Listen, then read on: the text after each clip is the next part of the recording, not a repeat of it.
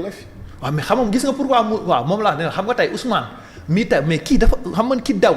song na magistrat yi parce que acte boobu mu posé ci àddunaam.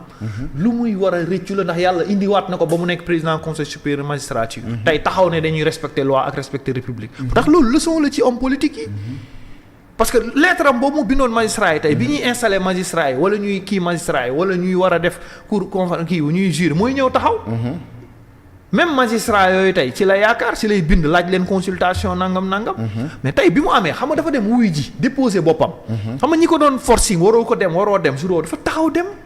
ne bàyyi leen ma dem. parce que man jour boo xam nga man Aïssatou Diop Fall Maïmouna Ndour Faye affaire yeeg yooyu man ñoom ñoo taxoon ma bàyyi xel Bassirou Diomaye. mais bàyyiwuma ko woon xel. mais après si laa dem di revisiter ces débats. mais booy xool tey ci débat yi ñu lay wax nii moo tax ma ne la ajjuma sow. Bassirou Diomaye xam nga Ayib Daffé bu nekk transhumant bu jóge PD jóge fee jaar bokk gis-gis. xam nga Ayib Daffé tey mooy ñëw di joxe leçon. ajjuma sow boo xam ne ni membre fondateur la. gis nga yaa ngi gis leçon boobu. ajjuma sow man yow nuñ ko xàmmee ñun. ci lan lañ ko xàmmee. fii député plénipotentiaire boo xam ne kenn daanu fa toog fa ñoom dëcc doon toog mooy loi bi dialogue politique ñoom bi ñu participé. ajjuma sow moo ci participé. ajjuma moo doon dem ci débat yi moo doon dem ci plateau yi. pour wax la ni boobu Bassirou Diomaye bi ñu jàppee Ousmane Sonko kan moo doon dem ci plateau yi ba nekk ci victime. moo tax ma ne la ci dossier boobu lañ ko jàppee dossier boobu nag kan moo indi dossier bi dossier boobu dañ ko waroon régler ci instance politique bi. ci biir instance waaw ci biir instance su parti bi balaa Ousmane doon dem di entamer instance su parti bi di dem ci procès bi ba dem jusqu'au bout waru leen woon bett. c'est-à-dire waru leen woon bett ñoom ñu dem ba dernière minute. parce que parti buy dox normalement te tous les partis. noonu la ñuy def mooy tey actuellement bu handicap bu Macky Sall bi mu fi jógee. mooy handicap bu tey parti démocratique sénégalais. ci Karim mooy handicap bu ñëpp. mooy loolu problème mu parti Sénégal yi la. mooy kenn ku xës ba toog ba ñu installé la. da nga naan te Bassirou Diomaye laa dégg man ci vidéo. mu ne bi ñuy def te loolu benn pastefien yi weddiwu ko. ci émission boobu mu defoon ak waa ji.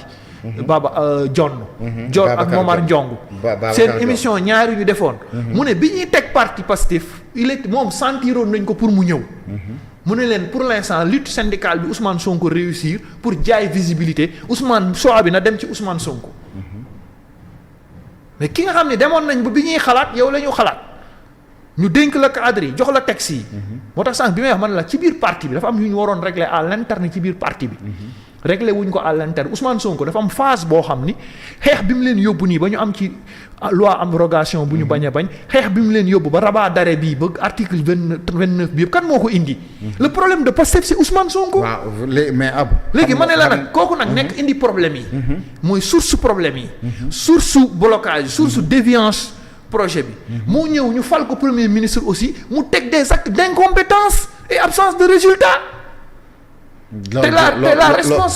la responsabilité de Bassirou Diomaye quitté na bi ñu ko defee président ci responsabilité politique dugg ci responsabilité étatique. dinañ ñëw après ci bilan bi ba xam def na bilan bu maam est-ce que tey mën na am jafe-jafe pour tey nekk leader boo xam ne mooy le leader charismatique du parti Pastef.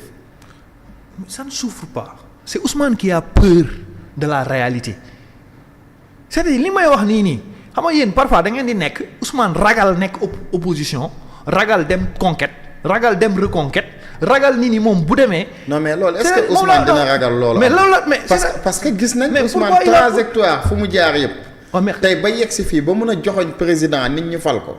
quand même mais sur la base du fou warul mun a ragal. sur la base non bi muy dem li mu fi mu yéeg escalier yi mu yéeg yëpp dafa day yéeg muy màbb benn par benn sur la base du faux. et de la manipulation. parce que 86 personnes yi dee ci l'affaire Adji Sarr. te procès amul. te l'abrogation de loi amnistie amul.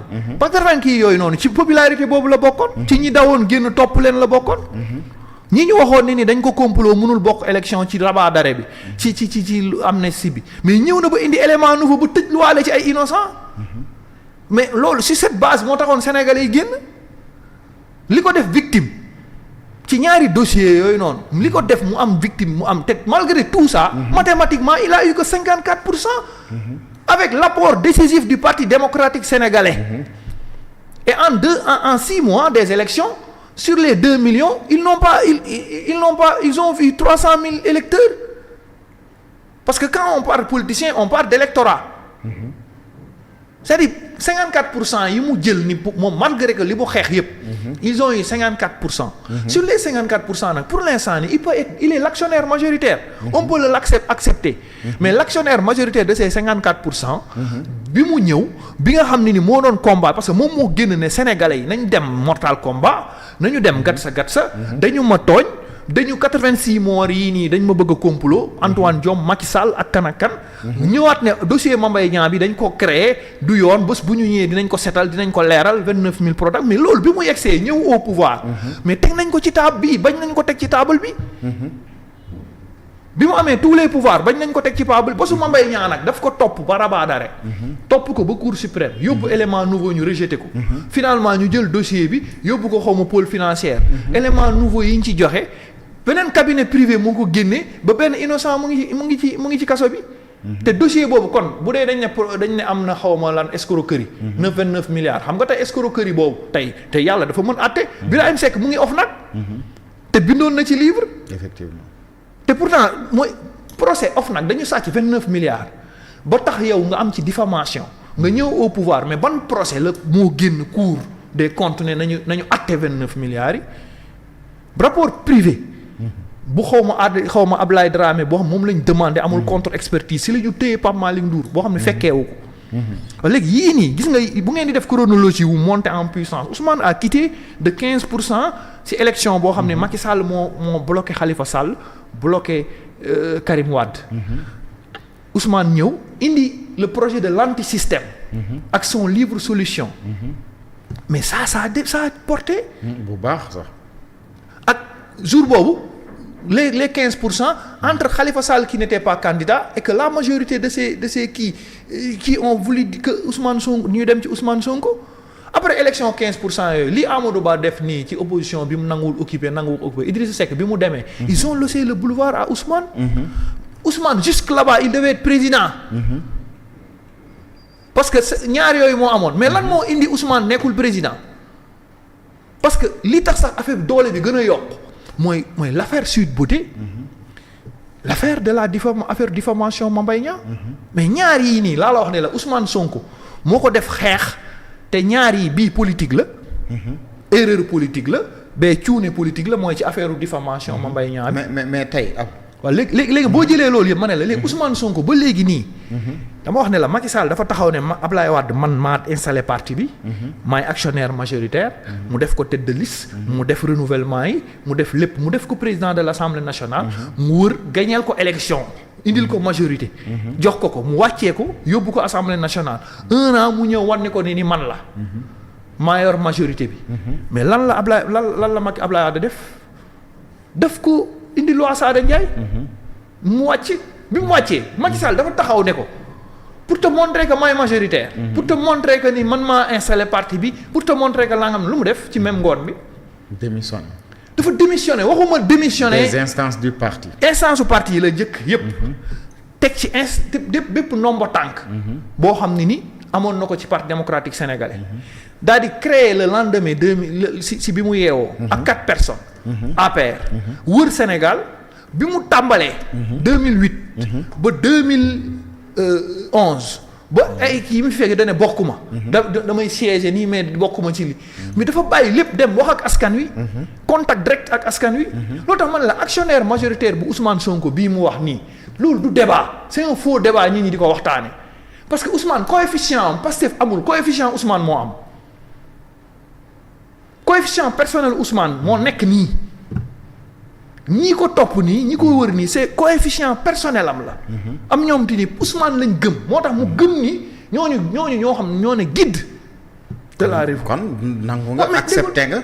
que dooley Pastef en tout cas moom la tey Ousmane tey. malgré Abou dama lay wax ne malgré xoolal li fi jaar yëpp wax nga ko xam nga rappelé nga histoire.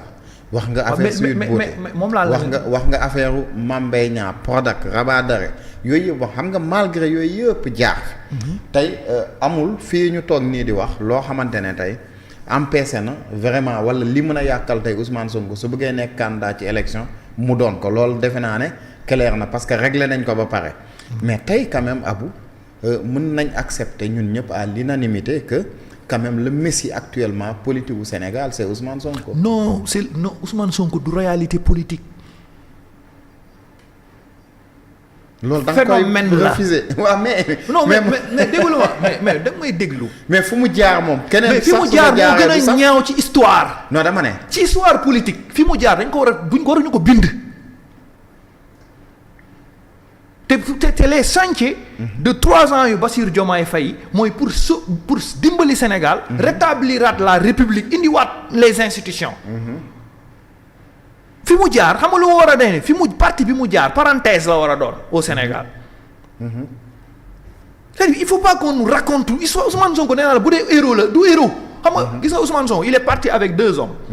bi muy bàyyi bi muy poser un acte. il est parti avec capitaine Touré. il est parti avec juge Dème. ñoo nduroo ni ñu génnee. ñoom ñëpp c'est des fonctionnaires yoo xam ne dañoo génn dénoncer seen administration. kii dénoncer magistrature kii dénoncer armée c'était des corps yu dul woon wax. mais ñaar ñee. lan moo tax ñaar ñee. tey xam nga année boobu ñaar ñooñu ñetti ñooñu la. mais lan moo tax kii dane capitaine Dièye dane li tudd république li tudd leneen ak li tudd armée moom du ko yàq. juge magistrat dem ne démissionné na magistrature bu démissionné wul mais du nag yàq justice. du yàq justice mais Ousmane Sonko a utilisé des armes non conventionnelles. Ousmane Sonko song na république. attaqué magistrature. génn gars yi ñu dem mu ne révolution lay dem. il a été arrêté par l'État par la république. ci rue bi la wàcc. révolution bi mu bëgg vrai projet Ousmane Sonko. ak vrai projet Pastef c'est une révolution. et il a réussi cette révolution. il y avait pas de révolution. ah bon. xam nga lu amoon foutaise bordel république bi jël leen yóbbu leen ci kaso bi tey ñi amoon problème yépp on les a amnistiés ci mbaaxu Macky Sall ak ci calcul politique am. ah non Abou yow it. non mais vous êtes des journalistes sur le terrain. mais Abou non xam nga man li ma la wax. mais xam nga tey xam nga Abou. mais les sagages non li amoon quand on parle de révolution par rapport